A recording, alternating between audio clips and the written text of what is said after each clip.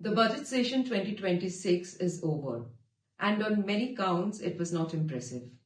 It is not just about budgetary allocations, but also about the debates that took place on the floor of the House during the budget session.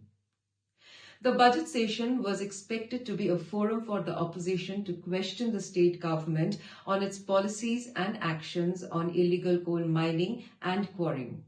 Just before the session began, the opposition also raised the demand for the Chief Minister's resignation following the mine tragedy on 5th February that killed over 30 people. However, the session turned out to be a damp squib. On the first day, the Speaker rejected the opposition's attempt to have a discussion on the issue.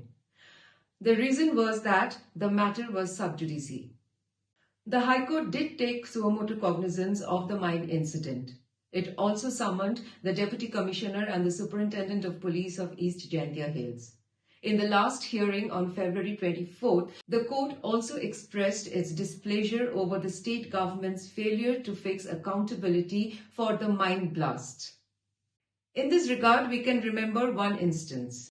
The term res sub judice is Latin for under judgment. The purpose of the rule under Section 10 of the Code of Civil Procedure is to be a safeguard against external influences that could compromise the integrity of legal proceedings.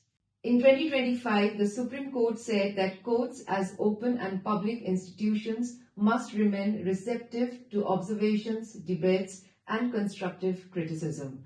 The court also observed that even when a matter is sub judice, it is vital for important issues to be vigorously debated by the public and the press. The question whether to discuss a sub judice matter in the Legislative House had occurred time and again in the 50s, 60s, and even after that.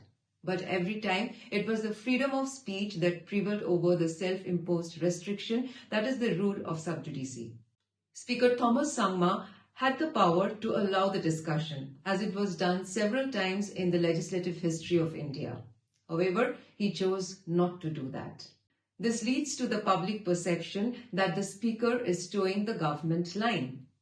But what did the opposition do?